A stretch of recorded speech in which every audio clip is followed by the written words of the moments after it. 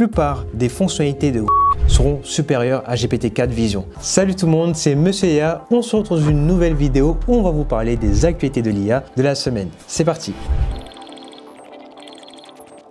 On commence avec une actualité qui concerne Elon Musk. Avec Grok, il a annoncé justement Grok 2 qui va sortir d'ici quelques mois, mais il nous a dit aujourd'hui une autre information qui est assez importante. C'est la venue de Grok 1.5 Vision. Et pourquoi c'est révolutionnaire? On peut le voir avec GPT-4 Vision, comme vous pouvez le voir, il est capable de pouvoir comprendre des éléments visuels, des documents complexes et des captures d'écran détaillées. Bon, forcément, le fait que Elon décide d'aller sur ce terrain, de pouvoir avoir une vision avancée de son IA, c'est très intéressant parce qu'il va rentrer dans la concurrence avec GPT-4 et Gemini. Comme vous pouvez le voir directement sur mon écran, ici, on est sur la partie blog de X. On descend tout en bas, on voit il y a une comparaison entre Grok et directement GPT-4 Vision, Claude 3 et aussi Gemini Pro. Ce que vous pouvez voir ici, c'est que la plupart des fonctionnalités de Grok seront supérieures à GPT-4 Vision. Pourquoi Elon Musk décide d'aller sur ce terrain-là? Le fait de pouvoir comprendre les éléments visuels complexes, ça pourrait être intéressant pour la partie programmation. Un des points forts de Grok, c'est justement sa partie où il est très performant pour créer du code. Donc créer du code pour créer des applications. Ce qui est très intéressant maintenant avec la fonction Vision, c'est qu'il pourra interpréter un schéma.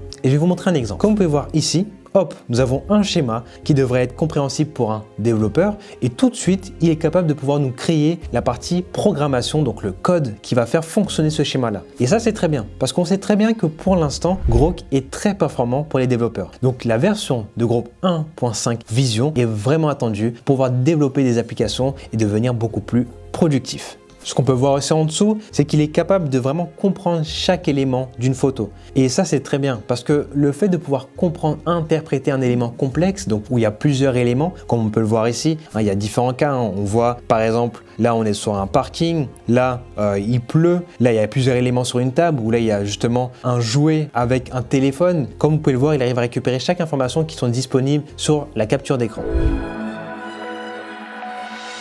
Meta a confirmé que Llama 3 allait sortir le mois prochain. Comme vous pouvez le voir sur l'article que je vous présente actuellement, ici, donc là, il y avait le Meta AI Day London directement à Londres la semaine dernière. Et ce qui est très intéressant de se dire, c'est que forcément, là-bas, on a pas mal d'informations concernant les nouveautés de Meta. Et c'est là où on peut avoir aussi des insights sur tout ce qui est en train d'être développé et tout ce qui va sortir dans les semaines et mois à venir. Première chose à dire, donc là, le fait que Llama 3 arrive, c'est plus de 140 milliards de paramètres comparé à Llama 2 qui a 70 milliards de paramètres. Qu'est-ce qui est très intéressant de se dire à ce moment-là? Le fait d'avoir plus de paramètres va aussi nous permettre d'avoir des réponses beaucoup plus précises. Et ça, c'est très intéressant parce que le but de Meta, c'est de rendre Llama l'IA la plus utile au monde. Ce qui est aussi important, c'est que maintenant, Meta AI a annoncé aussi des fonctionnalités sur WhatsApp, Instagram et Facebook. Et comme vous pouvez le voir ici, on peut voir déjà quelques points avec des captures d'écran où on peut intégrer l'IA directement sur WhatsApp. Donc ça va être très bien parce qu'on pourra générer des stickers,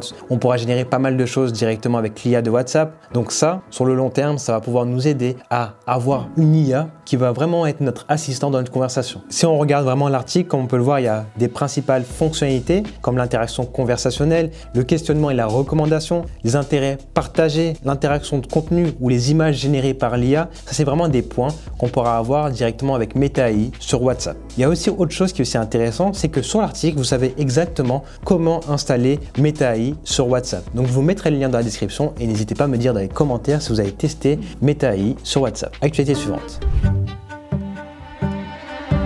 Apple décide d'intégrer l'IA dans sa nouvelle puce M4.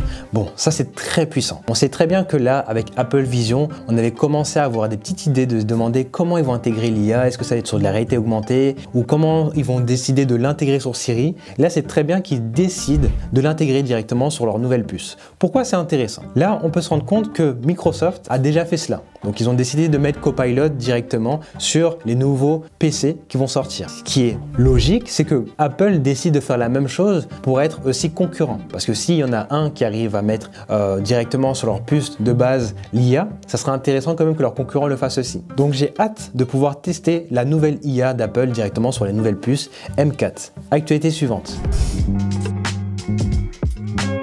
Après leur premier bureau à Londres, ils sont maintenant intéressés à partir au Japon. Et oui, OpenAI a décidé de créer du coup leur premier bureau au Japon. Et ce qui est déjà très intéressant, c'est que grâce à ce bureau-là, ils vont pouvoir exporter l'utilisation de ChatGPT au Japon. Quand je dis exporter, pourquoi? Parce que là-bas, justement, il y a des besoins qui sont très spécifiques. Le fait d'avoir créé un bureau directement au Japon, c'est pas anodin. Je vais vous donner un exemple. Voilà, la langue japonaise, justement, l'écriture japonaise a différents styles d'écriture, donc les kanji et les katakana, par exemple, vous allez avoir la définition juste en dessous. Pour que l'IA puisse comprendre cette partie-là, il vaut mieux qu'elle soit implémentée sur place et qu'elle ait beaucoup plus de retours avec des locaux. Donc maintenant, ce qui est très intéressant, c'est que nous allons voir dans le long terme comment ChatGPT va pouvoir être utilisé au Japon et comment elle va répondre à des cas vraiment précis. Là, on voit un exemple exactement de ce que je voulais dire juste avant, c'est qu'il y a partie GPT-4 Turbo et GPT-4 customisé pour les Japonais. Et vous pouvez voir que ça va améliorer pas mal d'utilisation directement pour la population japonaise. Actualité suivante.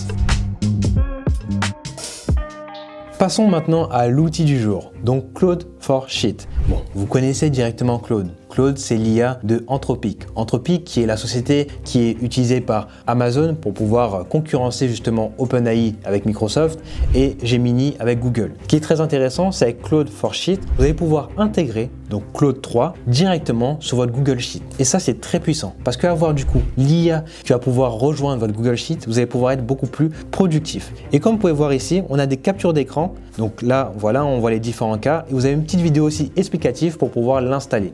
Très rapidement, je vais vous donner du coup les 4 étapes à suivre si vous voulez l'installer sur votre PC dès maintenant. Première chose à faire, il faut directement prendre l'extension et la mettre sur son navigateur Chrome. Ça, c'est du coup ce qui est normal pour toutes les extensions. Deuxième chose à faire, c'est faire en sorte d'aller directement sur votre compte sur Claude et prendre votre clé API. Donc vous allez avoir une définition de ce que c'est qu'une clé API juste en dessous. Vous allez la prendre, la récupérer et l'intégrer dans votre extension. Une fois que vous avez fait ces 3 étapes-là, vous aurez juste à créer votre premier Google Sheet et juste après, par la suite, vous avez juste à faire une petite commande qui va vous montrer comment utiliser Claude qui sera affiché juste ici. Bon, maintenant que vous avez toutes ces informations-là, vous pouvez maintenant utiliser Claude sur votre Google Sheet. On arrive à la fin de la vidéo. N'hésite pas à liker, commenter et partager. N'hésite pas à me dire dans les commentaires ce que tu as aimé en termes d'actualité ou si tu souhaites qu'on rajoute une nouvelle actualité pour la communauté de Monsieur IA. On se dit à la semaine prochaine pour une vidéo sur tout ce qui concerne l'intelligence artificielle directement sur cette chaîne. Allez, ciao!